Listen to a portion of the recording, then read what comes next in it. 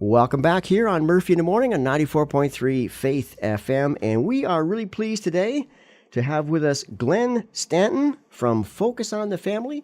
Good morning to you. Well, good morning to you. It's good to be here with you. Yeah, and welcome to Canada, because you're based out in Colorado, aren't I'm you? in Colorado Springs, and it's great to be in Canada. I love to come here every time. Really? So what's the weather like out there? You know, it's about what it's like here. Okay. Starting to get cold. Mm-hmm. Winter's coming along.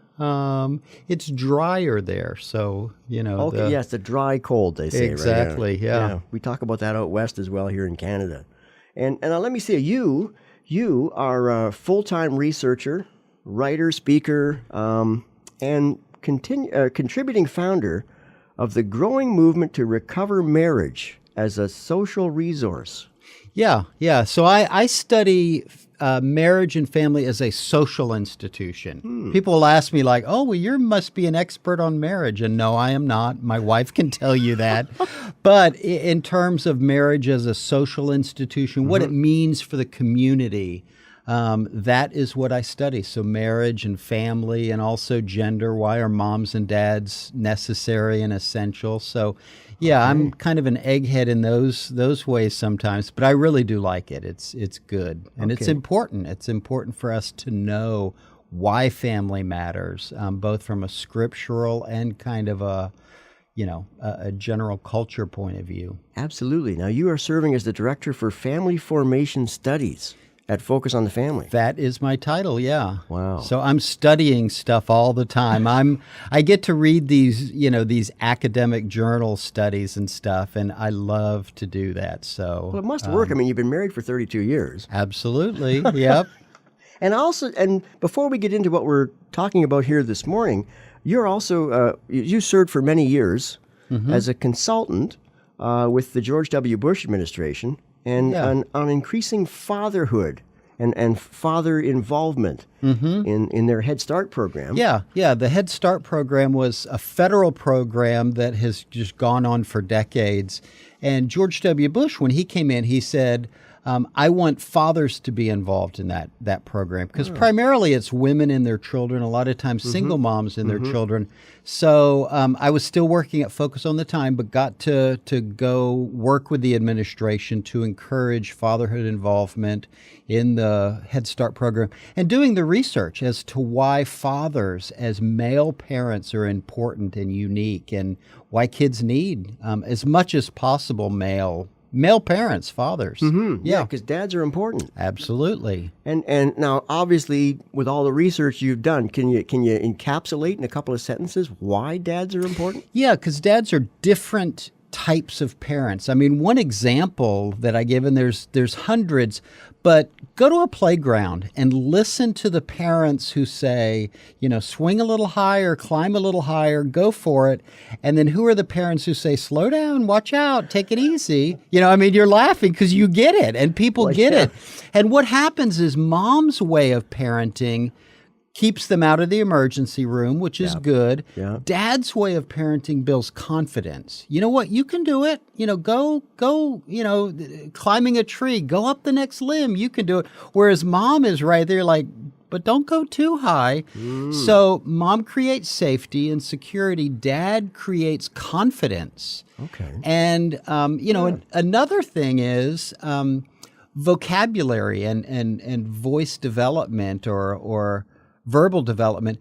Dads are more likely to use bigger words, more sophisticated words. Moms are more like, you've got a boo-boo. Let me take care of that. Dad's like, oh, it looks like you've got a contusion, And so the child, and I noticed that with our own kids, the child's like, Dad, what's a contusion? And then you have a vocabulary lesson. Okay. So they find that to be the truth, that kids with dads they become more verbal. They tend to have a better vocabulary and things like that because moms and dads communicate differently. Absolutely. Now, I do have to tell you, sometimes I have been the helicopter parent. Well, and you know what? And you've got to always use the word tend to. Dads tend to be this way. Moms tend to be that way. I understand. Now, because you were part of basically the U.S. government organization studying this, so has has the secular world caught on to any of this stuff? Oh, you know what? Absolutely. And it's interesting that the Clinton administration, then the Bush administration, and even now the Obama administration, they all have had father involvement programs. Okay. Because they find out that well-fathered kids don't end up in gangs. Got it. Well-fathered kids aren't getting pregnant or impregnating girls, at early ages. Crime in a community that has lots of father involvement have hardly any kind of crime. So there is this, I like to say if we're mayors of a city or governors, fatherhood involvement is very, very important because it keeps the good things up, education, things like that, but then criminal activity, it keeps it low. Fathers really do make a difference there. Wow. And the research has shown it, hasn't Absolutely. In droves, really. I Yeah. mean, there's just a wealth of research. it? Wow. Okay, now you are here to talk about the Family Project. Mm-hmm. Now, what exactly is that? The Family Project is something that Focus on the Family created, and it is a 12-week DVD curriculum that really looks at a theology of family, if you will. And we think many times theology means seminary education. No, this is just simply, why is it that God created family? And we look at that from a biblical point of view, but we also look at it just from a human point of view. Everywhere you go in the world at every time, there is something called family, that mothers and fathers come together, they create the next generation, and those mothers and fathers raise their kids. Why is that? So we look at it from a biblical point of view, but we also look at it from what we call a human point of view. We cannot live without intimacy. We cannot live without connection to other people. And we explain that is because we created the image of God, are not creating the image of a solitary God, but in the image of Trinity. Exactly. God, by his very nature, is community, is family, if you will. And we are made in that image for that image.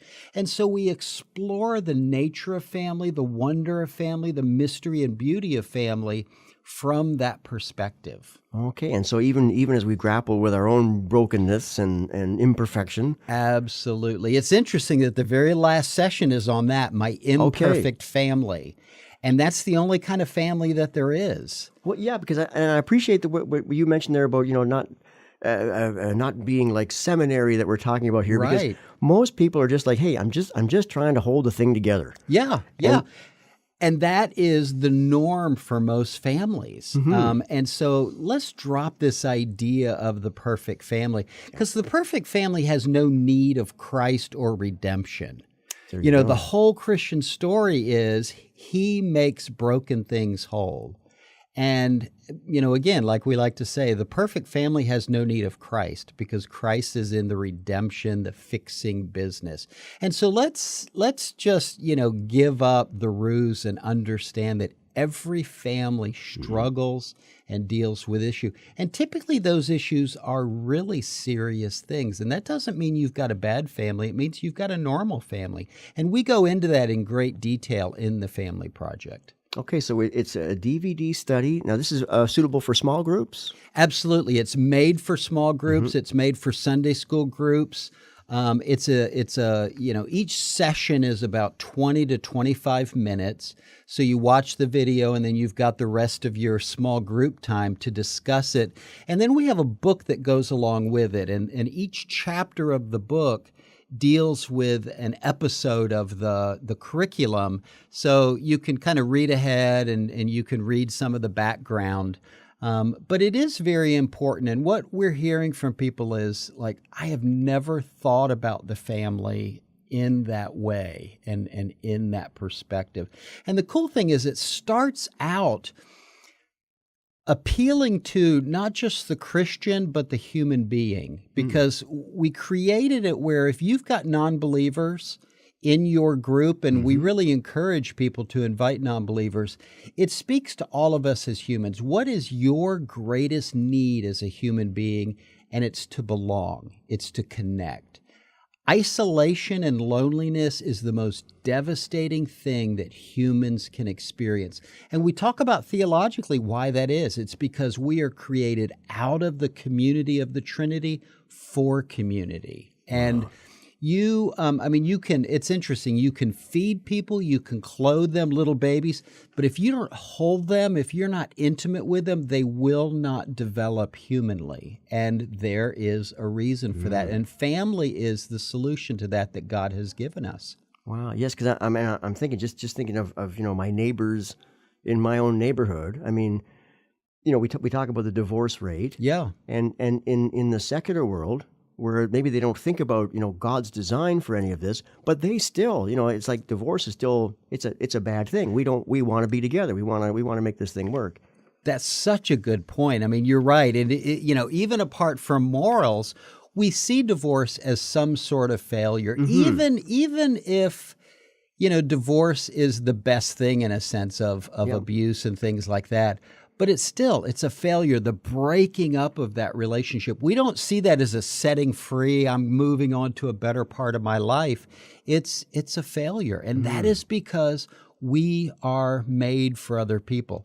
Big thing is, think about every one of our stories. We were created out of the love and intimacy, very passionate love between a man and a woman, And then we come into the world, ideally, hopefully, with that same man and woman so excited about our entrance into the world. And the first thing that happens with us is we're hugged, we're loved. Family is where we're first loved, and it's where we learn to love. We move from being a child who the world centers around us to having to love one another, sacrifice for one another. And that's the gift that family has given us. And everybody has a family. You may be estranged from your family, but you have a family. And that estrangement usually creates pain. The greatest pains that we experience in life typically come from rejection or hurt from others. And there is something there. The greatest joys that we have are typically in our family relationships. Wow. All right. So let's see now. If somebody listening right now, and I got a feeling there'll be a lot who are thinking, yeah, we could do this as a small group at church or in our neighborhood. Yeah. The Family Project. How do they get a hold of this?